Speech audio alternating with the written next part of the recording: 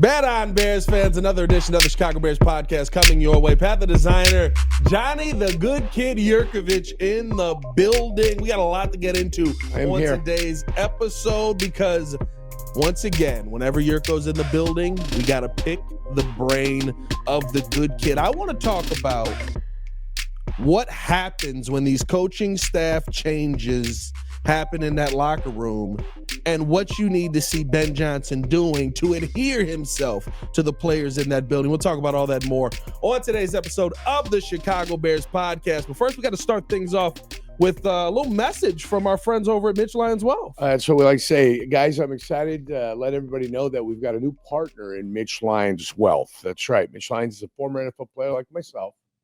Both of us chewed some of the same dirt in the league, actually played against each other a couple of times, right? He's a protector in protecting your nest egg and optimizing your income. So go to MitchLyonsWealth.com. That's Mitch, LYONS.com, MitchLyonsWealth.com. And he's got the best game plan to protect, grow, and win retirement. There we go. Shout out. We'll have that down to verbatim at some point. Yeah, he is impressive with that. I will say that. When you watch him on the YouTube stream, sometimes there's a glance at the paper, but not as often. I think I'm going to be on with him Monday. Are you? Yeah, we had a computer issue this Monday, but we've got that computer issue situated. Okay. So I believe next Monday I'll be on with him. Little Mitch Lyons Wealth, Mitch Lyons Pod. Yep. I'm not mad at it. I like that. I like that. I want to start this off with asking you this, good kid, because new coaching staff, there's going to be a lot of new people in the building, and you've been a part of going to different teams, having to deal with new coaching staffs. What is that like from the player perspective in the beginning, where new faces, new voices, new philosophy coming into the room? Well, the person you deal with most is your position coach. So that's the guy that you end up dealing with most. So he's the guy that you've got to ingratiate yourself with. And then it goes up to the coordinator, then goes up to the head coach. So that's your primary focus as an individual player, is position coach, coordinator, head coach. And then after a while, you get to meet all the coaches. You get to socialize with all the coaches. You get to BS with all the coaches over the course of time. But your primary focus as a player, position coach, coordinator, then the head coach. Is it a difficult switch when you come into a new environment? Or is it just, hey, we got to go to work no matter what? And I'm going to tell you why. Most NFL players don't care one way or the other. They know they've got to come out and establish themselves every year as the stud that they are, if they are a stud. Most NFL players don't mind the work because they've been putting the work in forever. So a new coach is going to come in and he's going to say, hey, I'm going to put you guys to the test, as he told the players when he looked at them. He said, yeah, we're coming, get comfortable being uncomfortable. And most players don't have any problems with it. The players that got problems with it are the guys that get long in the tooth and they can't perform at the level that they used to perform, but because they're veteran players, they got a little bit of moxie, they've got a little bit of this and that. The head coach will be able to know who those guys are, but for a short term, you've got to go ahead and you've got to do the test. Yes, sir, no, sir. Nice tie, sir. That kind of thing. They're all orange. You've got to show the respect. You've got to understand who the boss is. Then you've got to put in the work. And then if you put in the work and they see the play, then it's usually not an issue, not a problem. You're going to have turnover, though. Yeah. Anytime you got a new regime in, there's going to be some turnover. There's going to be guys that they like and guys that they don't like. Guys that they might move on from, guys that they strategically want to do things with. I mean, Akeem Hicks in his day was absolutely fantastic. He was a phenomenal player. But it came to a point here when a new regime moved in, it just Akeem Hicks wasn't going to be a part of the answer as they move forward. Yeah. That's it. Not to say Akeem Hicks is a bad player. He just wasn't part of what they were going to have going on. I bet you they wish they could have a Akeem Hicks style player absolutely on the other side of the ball, because that would help solve a lot of problems that this team has had versus the run. But that's how it works. And then you go through, your normal socialization, your normal networking that you're going to have over the course of 5-6 months before the season gets started. We're here in January. A lot of guys aren't even in town. These moves that have happened, guys are wherever they're going to be. Some guys get out of town for 2-3 months. Some guys go on vacation. Some guys just leave. Yeah. So eventually those guys will be able to come back. They'll get in the building. The first order of business is to go introduce yourself to the head coach. introduce yourself to the coordinator, and then go see your position coach to figure out exactly what it is they want or they don't want. Maybe they've been looking at film. Maybe they've got some things they want you to work on, some critiques. Maybe they'll tell you what they like about what you do out there. So that's the process. And the head coach is the guy that's got to go through setting expectations. Yeah. For the team as a whole. But the defense coordinator and the for me would be a defensive line coach go about setting the expectations for the individual and for the defense. So you just start to ingratiate yourself with all that as a player and as a coach. That's just what they're doing. They're establishing their open lines of communication, that kind of thing. Whatever the expectations are, Yeah, got a little limp mic going on here. We need a little Blue Chew. I don't know. We're good. Blue Chew on the podcast here, good I kid. don't know. It just doesn't have a tensile strength. It lost its tensile strength. Ladies and gentlemen, Eric Ostrowski. Now we've lost the hood. That's all right. That's all right. Stylist. I don't know what that is. A stylist? Who's got a stylist? Oh, that guy's got one. It was like we had a Palm Pilot back in the day, right? So I mean, that's where we're at, yeah. And that's what the Bears will be doing. And it's fresh, it's new. So the old one was stale. They got rid of it. Thomas Brown came in, had a small little pop, and then no pop at all. Yeah. So you end up doing it, and usually when you flush the toilet, you don't leave anything in there, right? You just flush the whole damn thing down, and you go to work. That's what's happened. They flush the building. Sometimes you need 2 flushes. Yeah, well, if you have to, go ahead. Sit the Bears, but the point, the OC, then it's all flushed out. Yeah, and now you start anew, at least in the coaching staff, and we'll see how they flush out the team and what they bring in, what they don't bring in. Yeah, and we saw that yesterday. A lot of just about most of the coaches, I think, except for Richard Hightower, I think he's the only one that we haven't heard that has been moved on from. I don't know if that is going to come or not. Maybe they just haven't spoken with him yet, but everybody from the previous regime was moved out. I did want to ask you this because when we talk, you always talk about the position coaches and how important they are. J-Mac says the same thing. Mm-hmm. And I remember when Thomas Brown went up to the podium and he got the offensive coordinator position. He was the quarterback's coach. And he said he rarely talked to Caleb. Is that a part of the problem with what was happening up there at Hallis Hall, that they just weren't utilizing the coaching staff in the right way? Like, how's the quarterback your dilemma not talking to your quarterback? Your dilemma was that your quarterback coach might have been part of the offensive coordinator's realm. Uh-huh. I don't know it to be a fact, so I can't sit here. But the offensive coordinator was the one commanding the room, and he was the one communicating directly with the quarterback.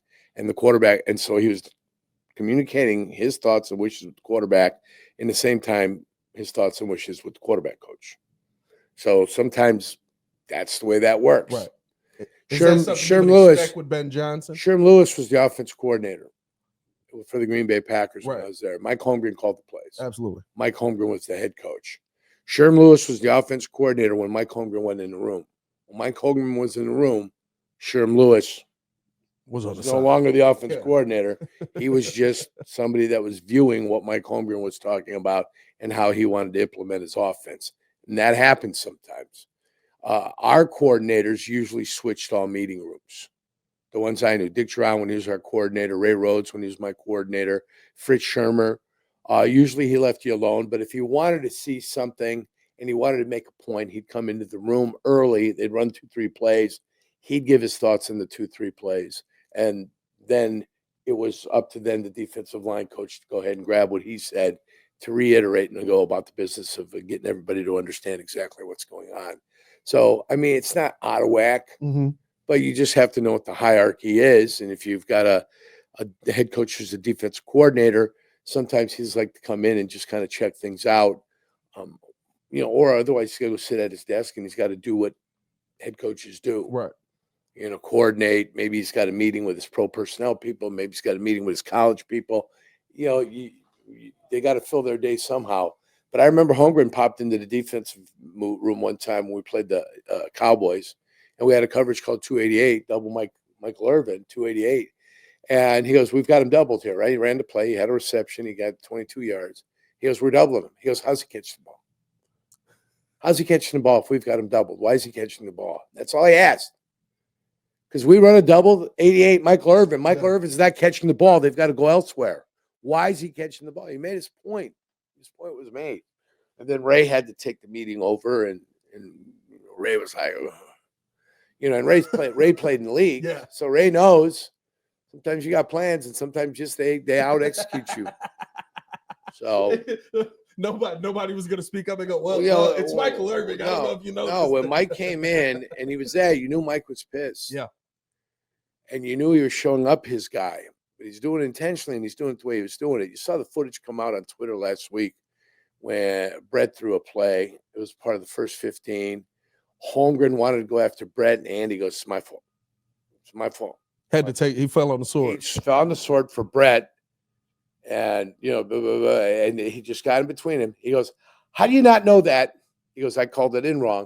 He goes, it's the first 15. He said, how do you not know? He goes, how'd you call it in wrong? He was busting Andy's balls. But in busting Andy's balls, he was busting Brett's balls too. Yeah. Just not directly. But sending a message through Andy. And he was looking at Brett while he was talking to Andy. So, yeah. And then he knew how it was being handled. Then he walked away and said, fine, they got it. He's covering for him. I get it. We got to go. That game finished with a win? I don't know. That was when I was gone. Oh, okay. I was gone, so I don't know how that one finished. I just saw that last week. It popped up. When I was there, Andy was the tight ends coach. So by the time he became offensive coordinator, it was before 1999 and after 1995. Were you there? So it was 96, 97, 98, Yeah. somewhere. 99, he was in Philadelphia. Was Gruden with you too? Or was he after? No, Gruden was with me. Gruden was there? Yeah. Okay.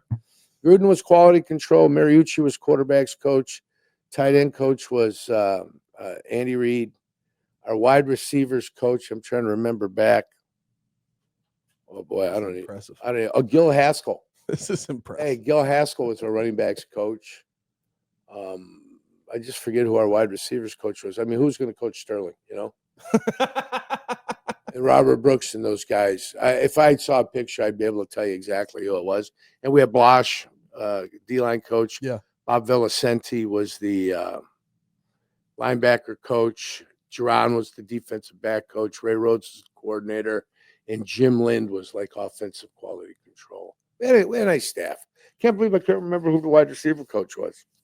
So. Bears have a offensive-minded head coach coming in now. Yeah. How does he ingratiate himself in a defensive room? How does he come in, not only set the standard of, hey, I'm the boss, and you guys should know this, but also like... But he does it overall for everybody. Right. I mean, now he's going to spend more time with the offense, but he does it for everybody.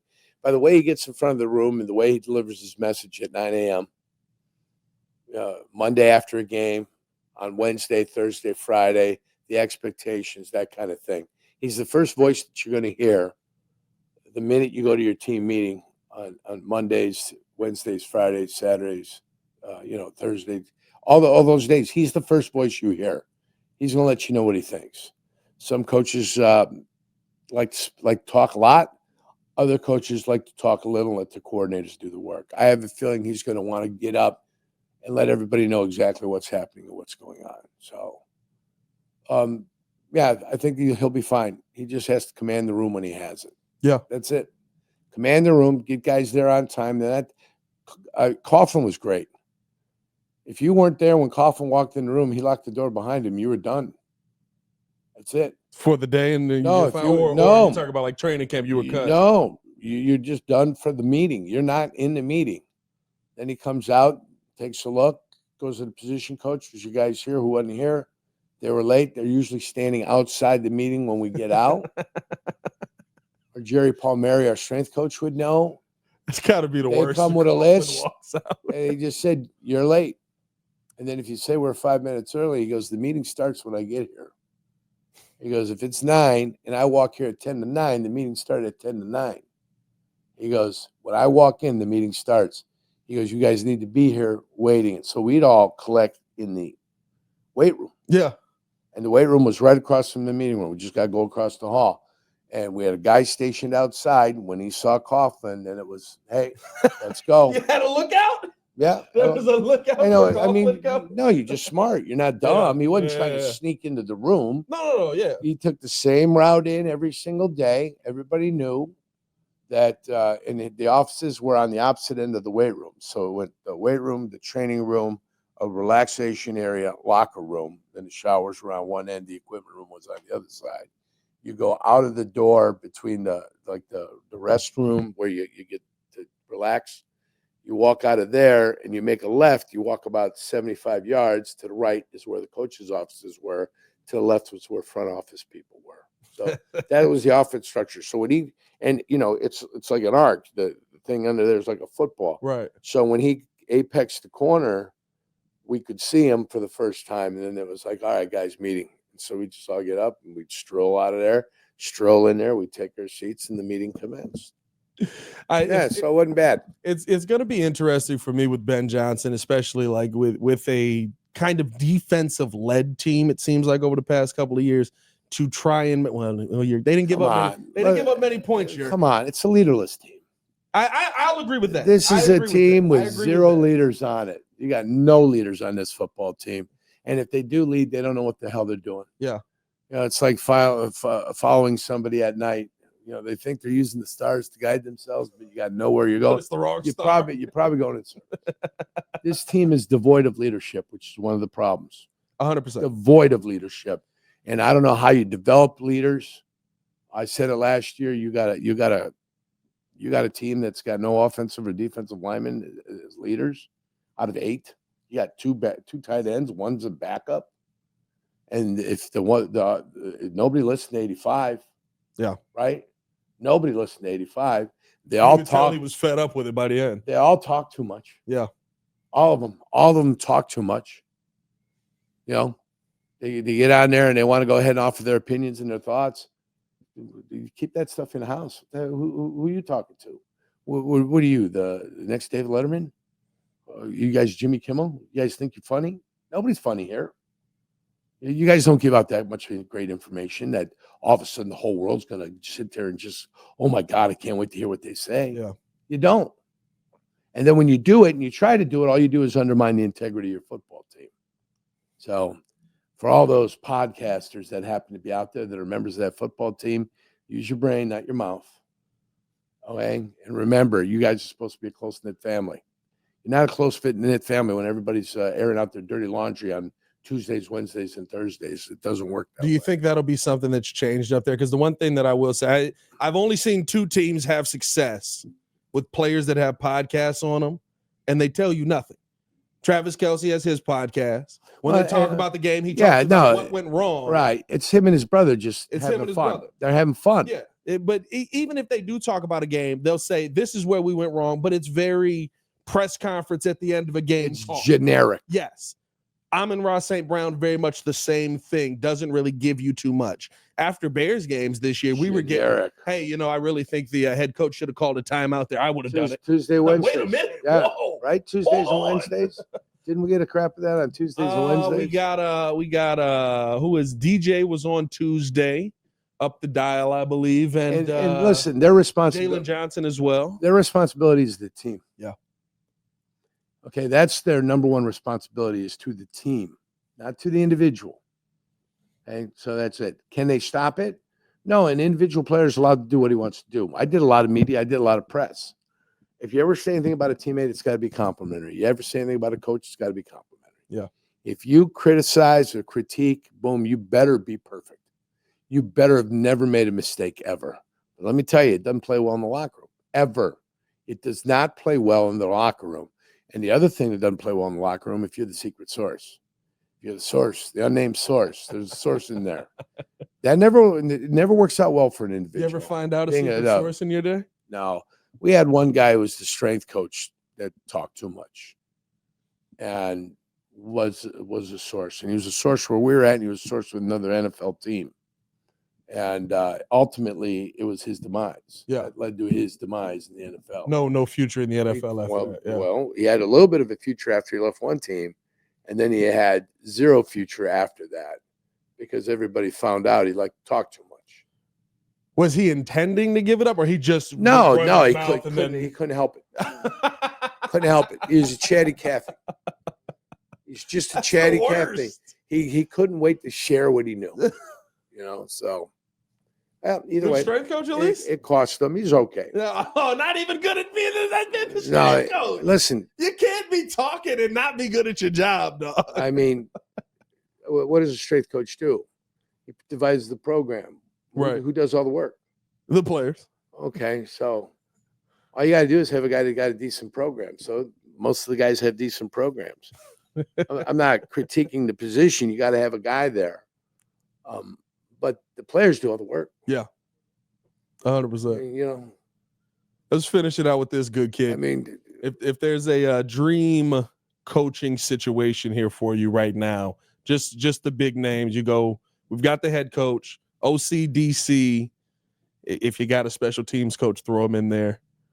And maybe a quarterback's coach for was you. Hightower the special teams coach? Hightower special teams coach. I haven't heard anything that he's been let go. I don't know if he's leaving.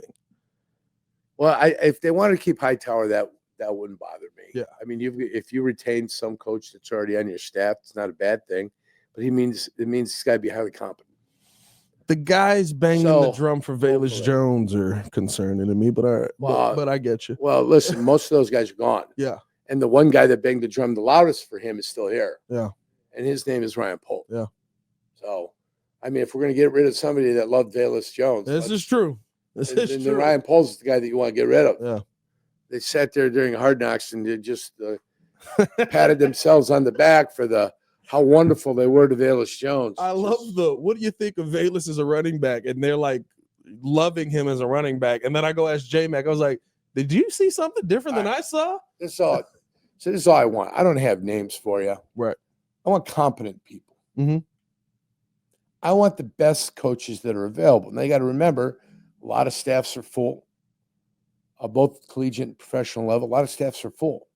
So of the pool that's remaining, I want the best possible teachers that are out there. The guys that can come in and help develop players. Yeah. And it's been a problem here. Development of players has not been good, except in the defensive backfield.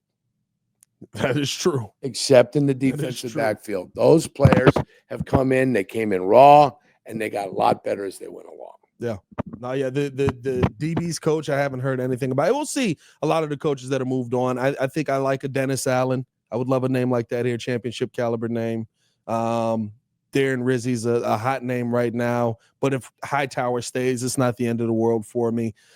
I think OC, and I said this on The Breeze the other day, I would, if Hank Fraley is Ben Johnson's right-hand guy, you pay what it costs to go get Ben Johnson's right-hand guy, especially if he is an O-line coach where you have been horrible at developing offensive linemen over the past few years. You bring him here as an OC, I think that helps the system. But they've invested in their offensive line.